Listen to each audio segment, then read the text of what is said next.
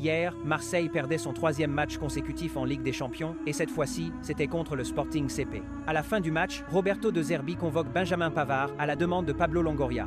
Tous réunis, Pablo dit « Coach, entre les décisions catastrophiques de l'arbitre, notre pénalty qu'ils n'ont pas sifflé et le carton rouge presque insensé d'Emerson Palmieri, qu'est-ce qui doit le plus me surprendre? On avait bien repris la saison. Victoire contre le Paris Saint-Germain, victoire contre le Havre avec un Greenwood plus que parfait. Dis-moi, De Zerbi, qu'est-ce qui n'a pas fonctionné? J'aimerais savoir. » Roberto De Zerbi lui répond en disant « Boss, sans te mentir, hier, il n'y avait qu'un seul fautif, c'est Benjamin Pavard.